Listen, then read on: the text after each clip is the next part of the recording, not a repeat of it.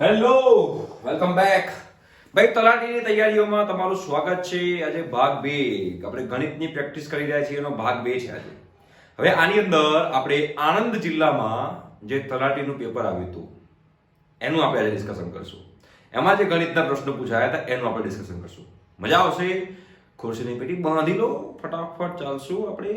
કોરોનામાં તલાટી જિંદાબાદ. ભાઈ જો ભાઈ, 22 થી 23 લાખ ફોર્મ ભરાયા છે અને વેકેન્સી બહુ ઓછી છે.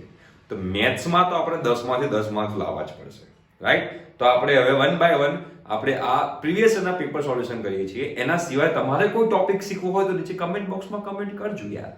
સર આ ટોપિક શીખવાડો ને, તો ભાઈ તમને શીખવાડશે, બરોબર છે? અને બીજી હા, ચેનલમાં સબસ્ક્રાઇબ કરી દેજો અને તમારા ફ્રેન્ડ્સને શેર કરજો કે ભાઈ તલાટીના મેથ્સની પ્રિપેરેશન અહીંયા થશે, ઇંગ્લિશની પ્રિપેરેશન પણ અહીંયા થશે. ઓમ સ્વાહા. તો હવે ચાલુ કરી દઈએ ફટાફટ સ્પીડમાં. ચલો. એટલે આપણે અહીંયા આગળ પહેલો ક્વેશ્ચન છે, એક કાટકોણ ત્રિકોણની બાજુઓ, એટલે પેલા કાટકોણ ત્રિકોણ ડ્રો કરી નાખીએ. ભાઈ કાટકોણ ત્રિકોણ કીધું છે એટલે ખોટું ના લાગવું જોઈએ. તમે અલા ગોટી એટલે હે ને, કાટકોણ ત્રિકોણની બાજુઓ આપણને કીધી છે, રાઈટ? આ કાટકોણ ત્રિકોણની બાજુઓ ક્રમિક ધન પૂર્ણાંક હોય. હવે આ જબરદસ્ત વર્ડ યુઝ કરે છે ભાઈ, ક્રમિક ધન પૂર્ણાંક. આહા, ક્રમિક ધન પૂર્ણાંક. હવે જે ક્રમિક ધન પૂર્ણાંક જે છે, આ ક્રમિક ધન પૂર્ણાંક એટલે શું થયો? તો 1 2 3 અને ક્રમિક કહેવાય અને ધન છે અને પૂર્ણાંક પણ છે. ક્રમિક એટલે એક પછી એક આવતું હોય. 2 3 4. 2 ધન છે, 3 પણ ધન છે, 4 પણ ધન છે અને 3 એ 3 પૂર્ણાંક છે. તો આને 3 ક્રમિક પૂર્ણાંક કહેવાય. તો એવા 3 ક્રમિક પૂર્ણાંક હોય ત્રિકોણની બાજુઓના, એવો ત્રિકોણના ક્ષેત્રફળ શું હશે? તો એવો આખા બ્રહ્માંડમાં, યુનિવર્સમાં એક જ ત્રિકોણ છે જેની 3 બાજુઓ ધન ક્રમિક પૂર્ણાંક છે. એ છે 3 4 ને 5. 3 4 અને 5. એના સિવાય કોઈ જ હોઈ શકે નહીં. તમે કહો સાહેબ 1 2 ને 3, સાહેબ 1 2 ને 3, એ થાય કે ના થાય? બેટા 1 2 ને 3 મૂકું, ધારો કે હું 1 અને 2 અને 3 મૂકું તો આ ક્રમિક ધન પૂર્ણાંક તો છે. પણ શું પેલા પાયથાગોરસ અંકલનું પાલન થાય છે? પાયથાગોરસ અંકલ શું કહેતા હતા? તો પાયથાગોરસ અંકલ આવું કહેતા હતા કે ભાઈ ab² + bc² = ac². આ પાયથાગોરસ અંકલ આપણે કહેતા હતા. ભાઈ પાયથાગોરસ અંકલને ખોટું લાગી જાય કે ભાઈ તમે મારું કીધું માનતા નથી તો નહીં ચાલે. પણ આ જે 3 4 અને 5 જે છે, એક 3 ક્રમિક ધન પૂર્ણાંક પણ છે અને જોડે જોડે પાયથાગોરસનું પાલન પણ કરે છે. તો મતલબ કે આવી લાઈફમાં એક જ પેર છે. જો 3 નો વર્ગ 9, 4 નો વર્ગ 16, 9 + 16 25, 5 નો વર્ગ 25 છે. પાયથાગોરસ અંકલનું પાલન થાય છે. એનો મતલબ કે આ ત્રિકોણ થયો કહેવાય. તો હવે આ ત્રિકોણનું ક્ષેત્રફળ શું થશે ભાઈ? 1/2 પાયો તમારો 4 છે અને વેધ તમારો 3 છે. 4 * 12 / 2 6 તમારો આન્સર છે ભાઈ. 6 is the answer. યસ, કડક ટોપ 6 આન્સર આવી ગયો છે, બરાબર છે? હવે આગળ વધી અને નેક્સ્ટ ક્વેશ્ચન તરફ જઈએ. સંખ્યા ગણ માટે સત્ય શું છે? સત્ય શું છે ભાઈ? What is the truth? આ વળી n શું છે ને z શું છે ને w શું છે ને q શું છે ને r શું છે, એ આપણને ખબર હોવી જોઈએ. તો જો તમે કહી દીધું કે પહેલા n જે છે ને, એ n માં કઈ સંખ્યાઓ આવે? તો n માં પ્રાકૃતિક સંખ્યા આવે. પ્રાકૃતિક સંખ્યાને આપણે ઇંગ્લિશમાં નેચરલ નંબર કહીએ છીએ. શું કહીએ છીએ? Natural number. પ્રાકૃતિક સંખ્યા આવશે. ક્યાંથી સ્ટાર્ટ થાય? અહીંથી 1 2 3 4 ક્યાં સુધી? ઇન્ફાઇનાઇટ સુધી આવી સંખ્યા આવે જેને પ્રાકૃતિક સંખ્યા કહેવાય. પછી આવે w. w ને કહેવાય હોલ નંબર. Hall number. તો આની અંદર જે આ ફેમિલી હતું 1 2 3 4, એ ફેમિલીની અંદર 0 ને એડ કરું ને તો એને હોલ નંબર કહી દેવાય. તો હોલ નંબર ક્યાંથી સ્ટાર્ટ થાય? 0 થી સ્ટાર્ટ થાય. 1 2 3 4 5 અપ ટુ ઇન્ફિનિટી. તો હવે તમે તમારા અંદર શકુંતલા દેવીને જગાડો. ઉઠ ઉઠ શકુંતલા ઉઠ, કે ભાઈ આ બંનેમાંથી મોટું કોણ છે? ઓબ્વિયસ w મોટો છે. કેમ કે આમાં 1 થી અનંત છે, અહીંયા 0 થી સ્ટાર્ટ થાય છે. તો આમાં એક સંખ્યા વધારે છે, 0 એ વધારે છે, મતલબ કે w મોટો થયો. આનાથી મોટો z આવે જેને પૂર્ણાંક સંખ્યા કહેવાય. પૂર્ણાંક સંખ્યામાં શું આવશે? તો -ઇન્ફિનિટી થી લઈને -3 -2 -1 0 1 2 3 ઇન્ફિનિટી સુધી. આ તમારી થઈ ગઈ પૂર્ણાંક સંખ્યા, જેને ઇંગ્લિશમાં કહેવાય ઇન્ટીજર્સ. આને z પણ કહેવાય ને i પણ કહેવાય. આનો સિમ્બોલ z પણ છે અને i પણ છે. આનાથી મોટું શું આવશે? તો આનાથી મોટું જે આવશે એ હશે q. q જેને કહેવાય સમમેય સંખ્યા. સમમેય સંખ્યા એટલે શું? બધી પૂર્ણ, આમાં જો આ n છે, w છે, z છે, આ બધામાં કોઈ જગ્યાએ દશાંશ વાળા કોઈ 1.2, 1.3, 1.4, 1.5, 3.6, 3.7 આવી કોઈ સંખ્યાઓ નથી આવી. એ બધી સંખ્યાઓ શેમાં આવશે? આ બધી સંખ્યાઓ q માં આવશે. એટલે q માં આવી પૂર્ણાંક સંખ્યા પણ આવશે અને સમમેય સંખ્યા એટલે પોઈન્ટ દશાંશ ચિહ્ન વાળી સંખ્યા પણ આવશે. એટલે એને શું લખાય ખબર છે? એને કંઈક આવું લખાય. q જે છે એને આપણે -ઇન્ફિનિટી ટુ +ઇન્ફિનિટી જવાનું, પણ એમાં અસમમેય સંખ્યા નહીં આવે. અસમમેય સંખ્યા એટલે કોને કહેવાય? પાઈ જે છે ને એને અસમમેય સંખ્યા કહેવાય. અસમમેય સંખ્યા એટલે શું તમને ખબર છે? કે 1.2 3 4 5 6 એ તમને શીખવાડું આગળ. અસમમેય સંખ્યા કોને કહેવાય તમને શીખવાડું. પહેલા આ સમજી લો. આ જે q જે છે એમાં ખાલી સમમેય સંખ્યા આવશે, અસમમેય સંખ્યા નહીં આવે. આ એક વસ્તુ ધ્યાન રાખજો. એટલે સૌથી નાનો n છે, એનાથી થોડો મોટો w છે, એનાથી થોડો મોટો z છે, એનાથી થોડો મોટો q છે અને સૌથી મોટો r છે, જેને વાસ્તવિક સંખ્યા કહેવાય. જેમાં બધું આવી ગયું. જેમાં બધું જ આવી ગયું ભાઈ. વાસ્તવિક સંખ્યા જેને રિયલ નંબર પણ કહેવાય, જેને રિયલ નંબર પણ કહેવાય, બધું જ આવી ગયું ભાઈ. વાસ્તવિક સંખ્યા બધું જ આવી ગયું. રિયલ નંબર સાથે બધું જ રેડી. તો મતલબ કે સૌથી નાનો n કોનો ઉપગણ થશે? w નો. w કોનો ઉપગણ થશે? z નો. z કોનો ઉપગણ થાય? q નો. અને q કોનો ઉપગણ થશે? r નો. તો n w z q r આ તમારો આન્સર છે. n w z q r option C is your answer. n w z q r question ને આપણે ક્વોરન્ટાઇન કરી દીધો. વેક્સિન આપણી પાસે હોવી જોઈએ. વેક્સિન શું છે? પ્રિપેરેશન. વેક્સિન નહીં હોય ને પછી આપણે ક્વોરન્ટાઇન થવું પડશે. હા, એટલે વેક્સિન કરવું પડશે. હવે અસમમેય સંખ્યા કોને કહેવાય? અસમમેય સંખ્યા કોને કહેવાય? તો જો હું આગળ ત્રણ વસ્તુ લખું છું.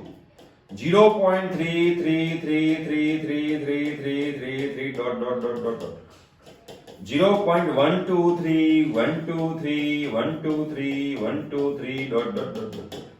બીજું લખું છું 0.123 423 12 4 5 7 9 1 2 3 1 5 6 7 8 ડોટ ડોટ ડોટ ડોટ. અને કા લખું છું 0.15. તો એ ચાર ઓપ્શન બતાયા. હવે તમે તમારા અંદર ચેક કરવા કે ભાઈ 0.333333 જો અહીંયા આગળ દશાંશ ચિહ્ન પછી સંખ્યાનો અંત આવે છે? ના, અંત નથી આવતો. અંત નથી આવતો.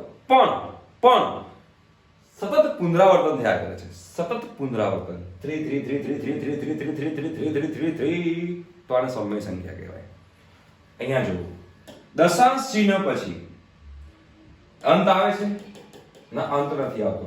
પણ શું પુનરાવર્તન થાય છે? કોઈ એક પેટર્નમાં પુનરાવર્તન થાય છે? હા, જો 1 2 3 1 2 3 1 2 3 1 2 3. તો અહીંયા શું આવશે? આપણને ખબર પડી ગઈ. 1 આવશે, પછી 2 આવશે, પછી 3 આવશે, પછી 1 આવશે, પછી 2 આવશે, પછી 3 આવશે, 1 આવશે, 2 આવશે, 3 આવશે. એવું ચાલ્યા જ કરશે, ચાલ્યા જ કરશે, ચાલ્યા જ કરશે, ચાલ્યા જ કરશે, ચાલ્યા જ કરશે. તો અગેન આનો અંત થતો નથી, પણ એક સ્પેસિફિક પેટર્નમાં આનું પુનરાવર્તન થયા કરે છે. તો અગેન આ સમમેય સંખ્યા છે. હવે નીચે જુઓ 1 2 3 4 2 3 1 2 4 5 7 9 1 2 3 1 5 6 7 8. આમાં કઈ ખબર પડે? કોઈ પર્ટિક્યુલર પેટર્ન છે આમાં? ના, કોઈ પર્ટિક્યુલર પેટર્ન નથી અને અંત પણ નથી આવતો. દશાંશ ચિહ્ન પછી અંત પણ નથી આવતો. જો તો આવી સંખ્યા જે છે ને, આવી સંખ્યાને અસમમેય સંખ્યા કહેવાય. કે દશાંશ ચિહ્ન પછી અંકોનો અંત ના આવે, અનંત સુધી ચાલ્યા કરે અને અંકોનું પુનરાવર્તન પણ ન થતું હોય. કોઈ એક પર્ટિક્યુલર પેટર્નમાં એનું પુનરાવર્તન પણ ન થતું હોય તો એવી સંખ્યાને અસમમેય સંખ્યા કહેવાય. અને આ અસમમેય સંખ્યાને આપણે p/q ફોર્મમાં ના બતાવી શકીએ. એટલે ધારો કે આને છે આ 0.3333 જે છે જેને 1/3 કહી શકાય.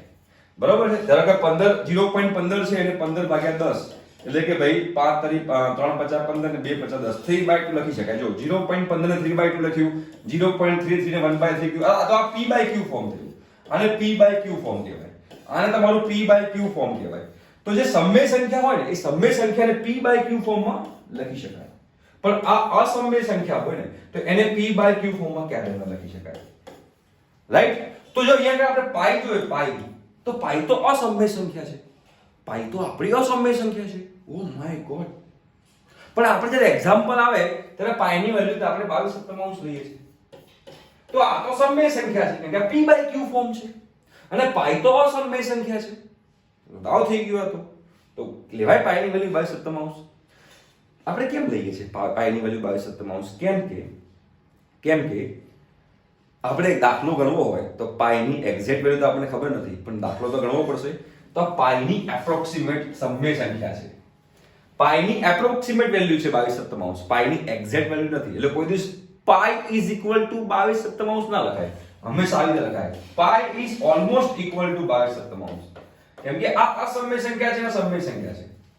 રાઈટ? અસમમેયને ઇંગ્લિશમાં કહેવાય ઇરેશનલ નંબર અને સમમેયને ઇંગ્લિશમાં કહેવાય રેશનલ નંબર. રાઈટ? તો તમને ખબર પડી ગઈ છે કે અસમમેય સંખ્યા કોને કહેવાય? બિલકુલ. સમમેય સંખ્યા કોને કહેવાય? બિલકુલ. પૂર્ણાંક, બરોબર છે? પૂર્ણ, પ્રાકૃતિક, સમમેય, વાસ્તવિક.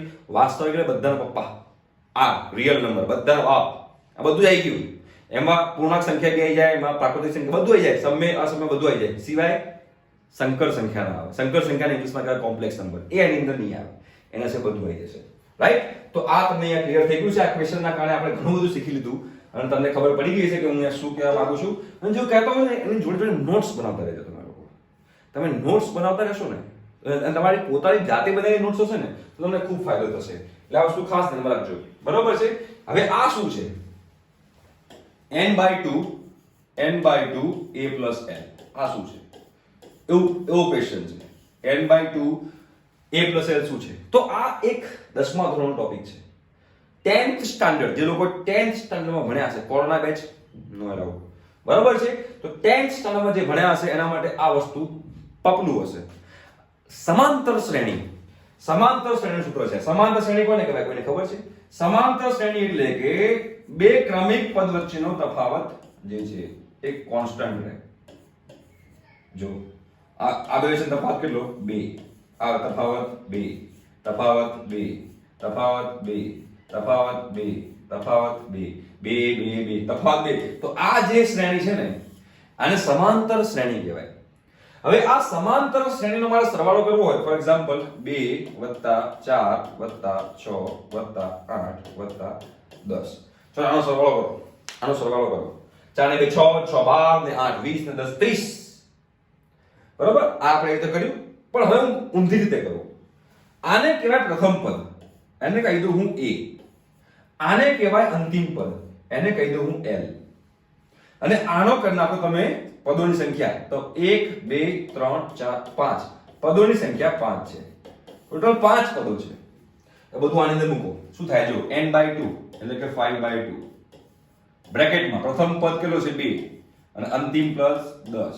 તો જો 5/2 2 + 10 કેટલા થાય? 12 થાય. 2 6 12 6 5 30. તો સીધો આન્સર આવી ગયો.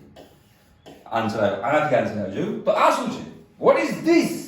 ફાફડા ડીશ ના સમાંતર શ્રેણીના સરવાળાનું સૂત્ર છે. અને સમાંતર શ્રેણીનો સરવાળો જે હોય એને કહેવાય સમ. સરવાળાને ઇંગ્લિશમાં શું કહેવાય? સમ. તો sum of first n number Sn. એ Sn જે છે ને એ આ Sn નું સૂત્ર છે સરવાળાનું. Summation of first n number, પ્રથમ n પદોના સરવાળાનું સૂત્ર n/2 કૌંસમાં a plus n. એટલે કે અહીંયા આગળ આપણો ઓપ્શન આવશે a. This is our option. Clear થાય છે ભાઈ? ચાલો. ત્રિકોણના બધા જ બહિષ્કોણના માપનો સરવાળો શું થાય? એક કોન્સ્ટન્ટ જ હોય. બધા જ બહિષ્કોણ. હવે બહિષ્કોણ કોને કહેવાય તમને ખબર હોવી જોઈએ. તો ધારો કે આપણે ત્રિકોણ લઈ લઈએ. એટલે બ્લેક કલર થઈ ગયું. વાંધો નહીં. વેરી બ્લુ બ્લેક કલર થઈ ગયું. ચલો આપણે વ્હાઈટ કલરમાં કરીએ. આપણે અહીંયા આગળ એક ત્રિકોણ લઈ લીધો. ત્રિકોણમાં આપણે a b c લઈ લીધો. તો ધારો કે આ લાઈન ડ્રો કરી નાખું છું. અહીંયા હું આ લાઈન ડ્રો કરી નાખું છું. બરાબર છે? અહીંયા હું આ લાઈન ડ્રો કરી નાખું છું. તો તમે જોશો ને તો ભાઈ આ તમારો અંતઃકોણ છે. આ તમારો અંતઃકોણ છે. તો બહિષ્કોણ કોને કહેવાય? તો બહારના ખૂણાને બહિષ્કોણ કહેવાય. એટલે કે આ તમારો બહિષ્કોણ થયો. આ તમારો બહિષ્કોણ થયો. આ તમારો બહિષ્કોણ થયો. આ તમારો બહિષ્કોણ થયો. તો આ ત્રિકોણના બહિષ્કોણનો સરવાળો કીધો છે. બહિષ્કોણ, બહિષ્કાર, ક્વોરન્ટાઇન, આઇસોલેશન, એવું નહીં. મજાક કરું લે. તો હવે કેવી રીતે શોધવાનું આપણે? તો આપણે દેશી ટેકનિક અપનાવીએ. દેશી ટેકનિક એકદમ સાદી. શું કરવાનું? આને સમબાજુ ત્રિકોણ માની લો. તો જો તમે આને સમબાજુ ત્રિકોણ માની લો, સમબાજુ ત્રિકોણ, તો તો સમબાજુ ત્રિકોણના બધા જ ખૂણાનો સરવાળો કેટલો થાય? 180. ત્રિકોણના બધા ખૂણાનો સરવાળો 180 થાય તો બધાને ખબર છે. ઓકે. પણ જો સમબાજુ ત્રિકોણ હોય તો બધા ખૂણા 60 60 60 ના હોય. તો આ 60 અંશ હોય, આ પણ 60 અંશ હોય અને આ પણ 60 અંશ હોય. તો જો એ 60 અંશ હોય મારા પ્યારા વિદ્યાર્થી ભાઈ બહેનો, તો આ શું થાય? આ તો રૈખિક જોડના ખૂણા થયા અને બે રૈખિક જોડના ખૂણાનો સરવાળો 180 થાય. તો આ 60 હોય તો આ 120 હોય, આ પણ 120 હોય અને આ પણ 120 હોય. તો કરો ત્રણે ત્રણ બહિષ્કોણના ખૂણાનો સરવાળો, તો 120 ડિગ્રી વત્તા 120 ડિગ્રી વત્તા 120 ડિગ્રી, 12 36 360 ડિગ્રી. ભાઈ ત્રિકોણના ત્રણે ત્રણ બહિષ્કોણના ખૂણાનો સરવાળો 360 ડિગ્રી થાય છે. એટલે કે ઓપ્શન ડી ને હું અહીંયા ટીક કરીશ. કોને ટીક કરીશ? ઓપ્શન ડી ને. જોઈ લો ભાઈ, બહુ જ ટોપ વસ્તુ છે. હા, લોજિક દોડાવશો તો તમારા આન્સર પરફેક્ટ આવશે. લોજિક નહીં દોડાવો તો દાવાપાણી.com થશે. યાદ રાખજો ભાઈ આ વસ્તુ મારી. ચલો નેક્સ્ટ તરફ જઈએ છીએ આપણે. 5 બરાબર આ ક્વેશ્ચન તમારો કેન્સલ થયેલો હતો. આ જે ક્વેશ્ચન હતો તમારો કેન્સલ થયો હતો, રાઈટ? એટલે આપણે આમાં પડતા નથી. આગળ વધીએ. ચાર ભિન્ન અસમરેખ બિંદુમાંથી વધુમાં વધુ કેટલી રેખાઓ નિશ્ચિત કરે છે? એટલે કે ચાર અસમરેખ બિંદુ છે, બરાબર? ચાર અસમરેખ બિંદુ છે. અહીંયા આગળ 1, અહીંયા આગળ 2, અહીંયા આગળ 3, અહીંયા આગળ 4. ચાર અસમરેખ, એક જ રેખામાં નથી, બધા ભિન્ન ભિન્ન છે. તો આમાંથી કેટલી રેખા પસાર થઈ શકે? હવે ચાર ભિન્ન અસમરેખ બિંદુ છે તો તમે સિમ્પલ ચોરસ વિચારો ને. ચોરસ જો વિચારો, ચોરસ. આ એક બિંદુ, આ બે બિંદુ, આ ત્રણ બિંદુ અને આ ચાર બિંદુ. ચાર બિંદુ થઈ ગયા. તો એમાંથી કેટલી રેખાઓ પસાર થાય મને કહો? આ ચાર ભિન્ન અસમરેખ કહેવાય. તો આ રેખા નંબર 1, આ રેખા નંબર 2, આ રેખા નંબર 3, આ રેખા નંબર 4, આ રેખા નંબર 5 અને આ રેખા નંબર 6. 6 રેખા પસાર થઈ શકે. આન્સર 6. કેટલું સિમ્પલ છે. પણ એનો 4 કીધા છે. 5 કીધા હોત તો, 7 કીધા હોત તો, 10 કીધા હોત તો દાવ થઈ જાત ને. કેવી રીતે કરત? તો અહીંયા આગળ તમારો ટોપિક આવે છે ક્રમચય સંચય. એ ક્રમચય સંચયની મદદથી તમે લોકો કરી શકો છો. ક્રમચય સંચયમાં તમારું સંચય, પરમ્યુટેશન, જેને ઇંગ્લિશમાં કહેવાય પરમ્યુટેશન એન્ડ કોમ્બિનેશન, એમાં તમારે કોમ્બિનેશનનું ઇક્વેશન છે. તમને ખ્યાલ ના હોય તો કહી દઉં કે NCR બરાબર n factorial upon r factorial into n minus r factorial. આ તમારું સંચયનું ઇક્વેશન છે. 12મા ધોરણનો 11મા ધોરણનો ટોપિક છે. This is the topic of 11th standard. બરોબર? ક્રમચય સંચય. કોરોના બેચ દાવ ભણવું પડશે. ફેક્ટોરિયલ નો મતલબ શું થાય? ધારો કે 7 ફેક્ટોરિયલ છે તો એને લખાય 7 ગુણ્યા 6 ગુણ્યા 5 ગુણ્યા 4 ગુણ્યા 3 ગુણ્યા 2 ગુણ્યા 1. ધારો કે 3 ફેક્ટોરિયલ હોય તો લખાય 3 ગુણ્યા 2 ગુણ્યા 1. આ ફેક્ટોરિયલ નો મતલબ છે કહેવાય. તો આ NCR. હવે મને એમ કહો ટોટલ બિંદુ કેટલા કીધા છે? ટોટલ 4 ભિન્ન બિંદુ કીધા છે. મતલબ ટોટલ બિંદુ 4 છે. તો n બરાબર મારે 4 મૂકી દેવાનું. વધુમાં વધુ એ 4 ભિન્ન બિંદુ અસમરેખમાંથી વધુમાં વધુ કેટલી રેખાઓ પસાર થઈ શકે? તો એક રેખા નિશ્ચિત કરવા માટે મારે મિનિમમ કેટલા બિંદુ જોઈએ? તો એક રેખા નિશ્ચિત કરવા માટે મારે મિનિમમ 2 બિંદુ જોઈએ. એક જ બિંદુથી રેખા નિશ્ચિત ના થાય, કેમ કે એક બિંદુમાંથી તો અસંખ્ય રેખા પસાર થાય. તો મારે કોઈ રેખા નિશ્ચિત કરવી હોય તો 2 બિંદુ જોઈએ, તો મારી રેખા નિશ્ચિત થાય. મતલબ કે મારો r બરાબર શું લેવાશે? r બરાબર 2 લેવાશે. એટલે કે તમારે શોધવાનું છે શું છે? તમારે શોધવાનું છે 4c2. મૂકી દો તો n બરાબર 4 છે એટલે અહીંયા 4 ફેક્ટોરિયલ આવશે. અહીંયા આગળ r એટલે 2 ફેક્ટોરિયલ આવશે. બરાબર? n r એટલે કે 4 2 ફેક્ટોરિયલ આવશે. રાઈટ? તો 4 factorial upon 2 factorial into 2 factorial. તો 4 ફેક્ટોરિયલ એટલે 4 ગુણ્યા 3 ગુણ્યા 2 ગુણ્યા 1. 4 ગુણ્યા 3 ગુણ્યા 2 ગુણ્યા 1 upon 2 ગુણ્યા 2. 2 ફેક્ટોરિયલ 2 કહેવાય, 2 ફેક્ટોરિયલ 2 કહેવાય. 2 કેન્સલ, 2 2 4, 3 2 6. તમારો 6 આન્સર આવ્યો. તો આ જે કર્યું ને આ ટેકનિકલ મેથડ કહેવાય. અને જે મેં પેલું ચોરસ કરીને બતાવ્યું હતું ને દેશી ટેકનિક કહેવાય. દેશી ટેકનિક હતી. આ ટેકનિકલ મેથડ છે. રાઈટ? ગમે તે ક્વેશ્ચન પૂછાય તમે સોલ્વ કરી શકો. ધારો કે 5 બિંદુ હોય તો 5 બિંદુ હોય તો શું લખાશે? 5c2. 5c2. આનો આન્સર તમારે કમેન્ટ બોક્સમાં લખવાનો છે ભાઈ. 5c2 નો આન્સર શું આવશે? ભાઈ 5 ભિન્ન અસમરેખ બિંદુઓ છે. તો 5 ભિન્ન અસમરેખ બિંદુઓમાંથી કેટલી રેખા પસાર થઈ શકે વધુમાં વધુ? તમારે આનો આન્સર લાવવાનો છે. આન્સર તમે કમેન્ટ બોક્સમાં લખજો, જેના કારણે મને ખબર પડે કે તમને લોકોએ હોમવર્ક કરો છો કે નહીં પાછા. હે હોમવર્ક નહીં કરો તો અઘરું પડશે ભાઈ 1500 નું 6% લેખે સાદા વ્યાજે 1500 નું 6% લેખે સાદા વ્યાજે 8 માસનું વ્યાજ મુદ્દલ કેટલું થાય હવે 1500 રૂપિયાનું 6% લેખે સાદા વ્યાજ સાદું વ્યાજ છે ચક્રવૃદ્ધિ વ્યાજ નથી ચલો તો પેલા 1500 રૂપિયાના 6% જે છે આ 6% એ 6% તમારે 1 વર્ષનું વ્યાજ છે 12 મહિનાનું વ્યાજ છે સમજો આપણે 8 મહિનાનું પૂછ્યું છે 8 મહિનાનું પૂછ્યું છે તો આપણે પેલા 12 મહિનાનું શોધી કાઢીએ તો જો 100 એ 6% 100 એ 6% તો 1500 એ કેટલા આપણે આ 83 મૂકશું સિમ્પલ રાઈટ તો શું આવશે 1500 ગુણ્યા 6 ભાગ્યા 100 બિંદુ બિંદુ કર 90 રૂપિયા તમારું વ્યાજ આવ્યું 90 રૂપિયા તમારું વ્યાજ આવ્યું પણ આ 12 મહિનાનું છે આ 12 મંથ્સનું છે 12 મહિનાનું છે ભાઈ ધ્યાન રાખજો વસ્તુ 12 મહિનાનું છે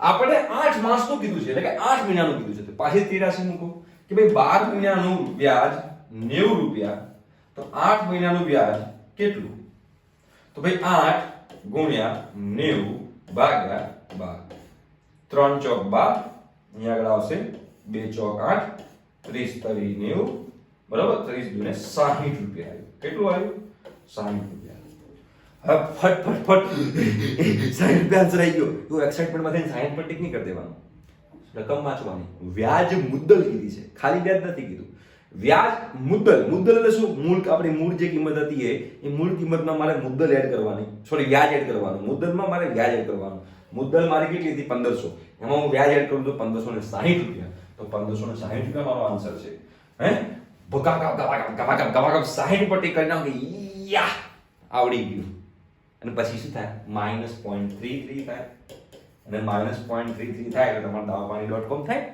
એવું થઈ જાય બેટા હો એટલે આ વસ્તુ તમારે ખાસ ધ્યાનમાં રાખવાની અને આગળ તમારે એક્ઝામ્પલ કરવાનું છે આગળ વધીએ ચલો 3 ની 4 ની 2 ઘાત ચલો અહીંયા લખ્યું છે ભાઈ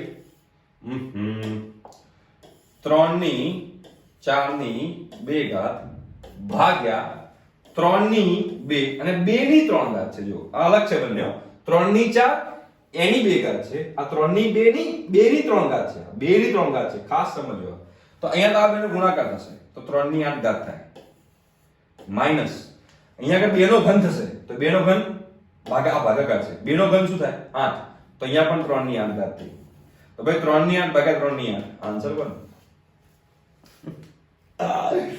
કેટલું સિમ્પલ હતું આ તો હે ભાઈ મેથ્સ ના નિયમો આવડતા હોય તો વાંધો ના આવે જો મેથ્સ ના નિયમો નહીં આવડતા હોય તો dawapani.com થઈ જશે ધ્યાન રાખજો વસ્તુ ભાઈ લખી રાખજો વસ્તુ 10મો ક્વેશ્ચન સારો ક્વેશ્ચન છે આ ત્રિકોણ DEF અને ત્રિકોણ PQR છે અને સમરૂપ છે બરોબર છે ચલો તો અહીંયા હું DEF લખી નાખું છું અહીંયા હું DEF લખી નાખું છું આ ધોરણ 10 નો ટોપિક આવે પાછો DEF લખી નાખું છું અહીંયા હું ત્રિકોણ PQR લખી નાખું છું અહીંયા હું ત્રિકોણ PQR લખી નાખું ચલો રાઈટ PQR લખી નાખું છું તો DE DF બરાબર 12 છે જો DE DF બરાબર 12 છે ઓકે તમે કીધું તો આપણે માની લીધું PQ PR is equal to PQ PR is equal to કેટલું છે ભાઈ 15 છે જો EF બરાબર 20 હોય તો QR શોધો આ દાખલો છે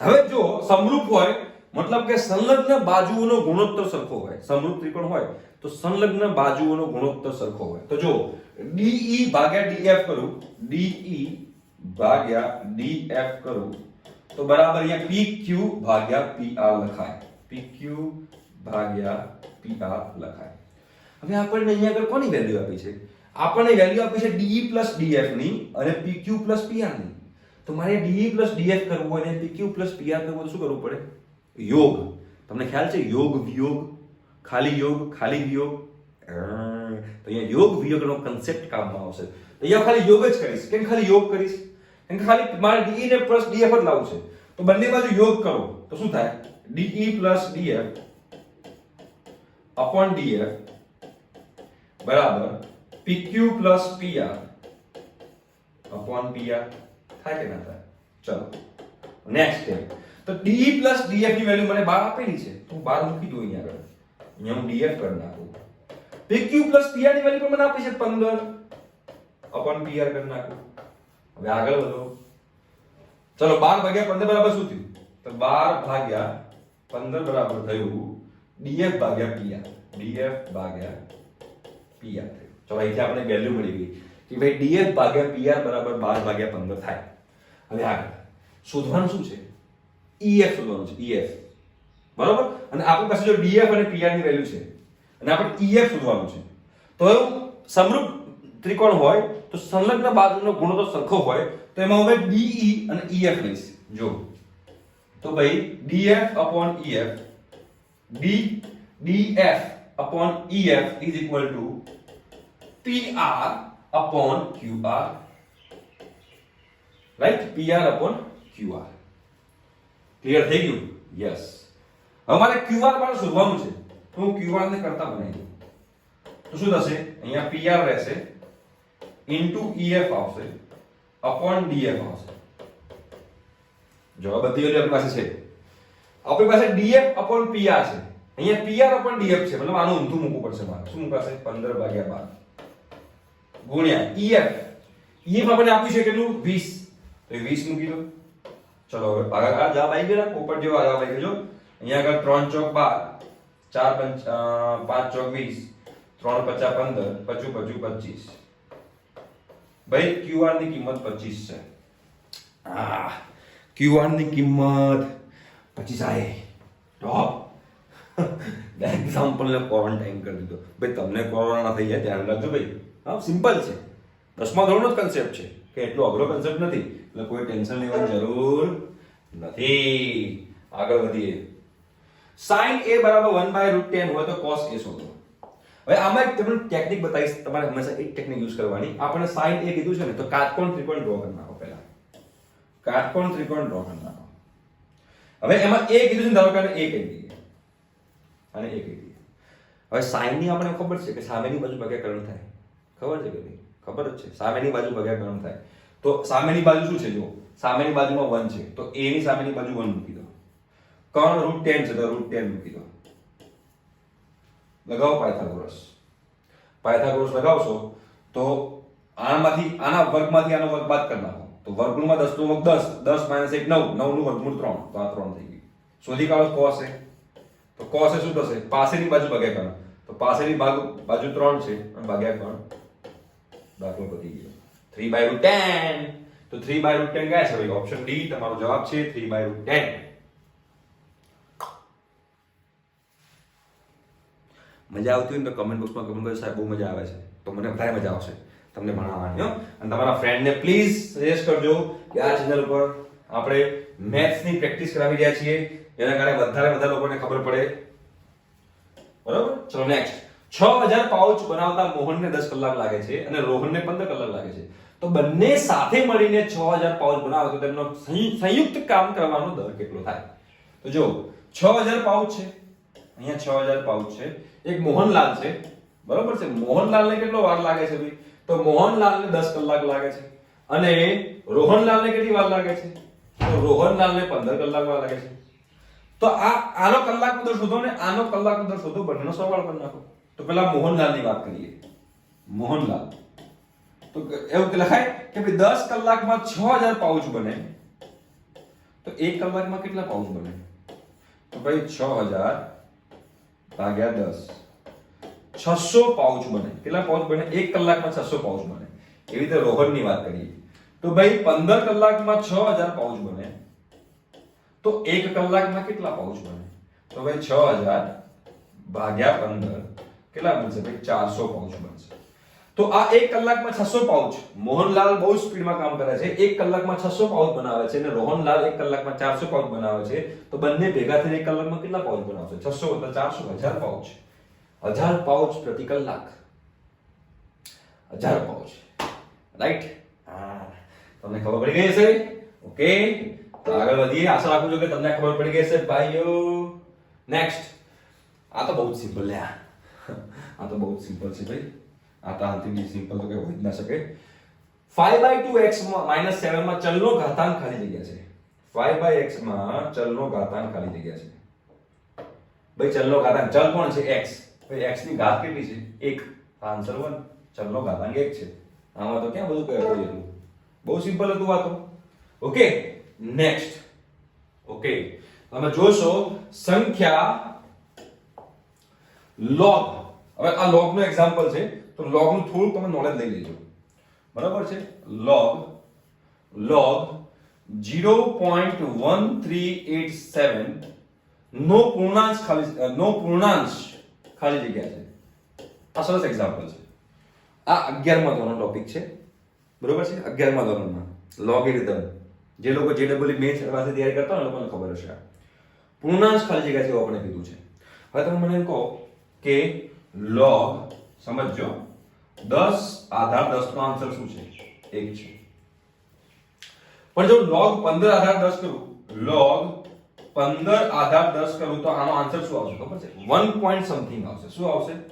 1 પોઈન્ટ સમથિંગ આવશે. જો log 123 આધાર 10 કરું ને, log 123 આધાર 10 કરું ને, તો આનો આન્સર આવશે 2 પોઈન્ટ સમથિંગ. હવે મને કઈ ખબર પડે છે, ધારો કે આ રીતે લખું ને, log 1 2 3 4 આધાર 10, તો આનો આન્સર આવશે 3 પોઈન્ટ સમથિંગ આવશે. 3 પોઈન્ટ સમથિંગ આવશે. અને જો આવી રીતે લખેલું હોય log 0.123 કે આવું લખેલું હોય તો આધાર 10, તો આનો આન્સર હંમેશા -0 પોઈન્ટ સમથિંગ આવશે. સમથિંગ માં આપણને ખબર નથી શું આવશે. ઓકે, હવે મને કઈ ખબર પડી કે log 15 આધાર 10 નો આધાર 1 પોઈન્ટ સમથિંગ આવશે, log 123 આધાર 10 નો આધાર 2 પોઈન્ટ સમથિંગ આવશે, આમાં 1 2 3 4 નો આન્સર 3 પોઈન્ટ સમથિંગ આવશે. મને કઈ ખબર પડી? તો તમે આમાં તમારી અંદરની શકુંતલાથી જગાડો, તમને ખબર પડે. અહીંયા આગળ અંકોની સંખ્યા કેટલી છે? અંકોની સંખ્યા 2, એમાંથી એક બાદ કરી નાખો તો 1 આન્સર છે. આમાં અંકોની સંખ્યા કેટલી છે? આમાં અંકોની સંખ્યા છે 15. 2 અંકોની સંખ્યા 2 છે ને, 1 અને 5.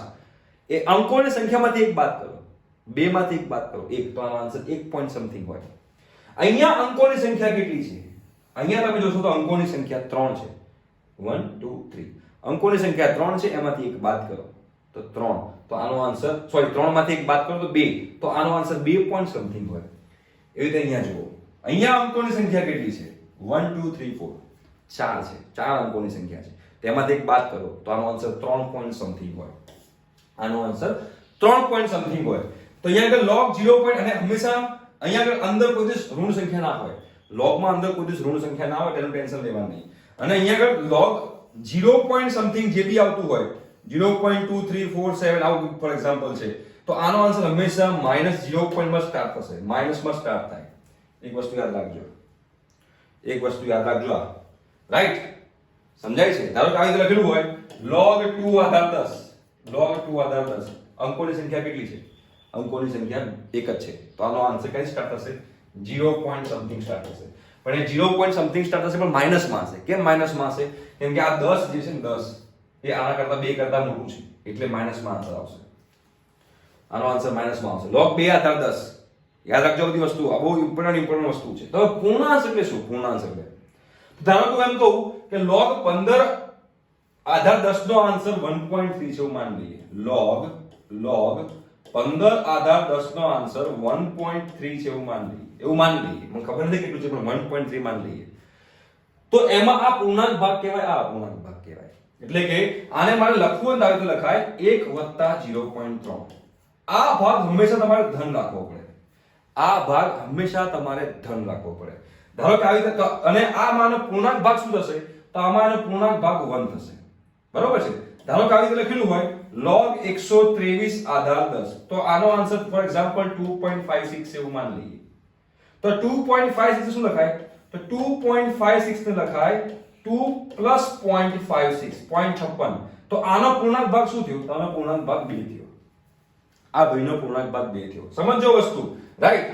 તો અહીંયા લખું છું log 125 67 આધાર 10. હવે આનો આન્સર શું હશે? જો અંકોની સંખ્યા કેટલી છે? 1 2 3 4 5, તો 5 - 1 4 પોઈન્ટ સમથિંગ હશે આનો આન્સર. તો એને શું લખી શકાશે? 4 + 0 પોઈન્ટ સમથિંગ લખી શકાય. તો આનો પૂર્ણાંક ભાગ શું થશે? 4. પણ હંમેશા કશું ધ્યાન રાખજો કે આ પાર્ટ તમારો ધન રહેવો જોઈએ. આ પાર્ટ તમારો હંમેશા ધન રહેવો જોઈએ. આ પાર્ટ હંમેશા તમારો ધન રહેવો જોઈએ.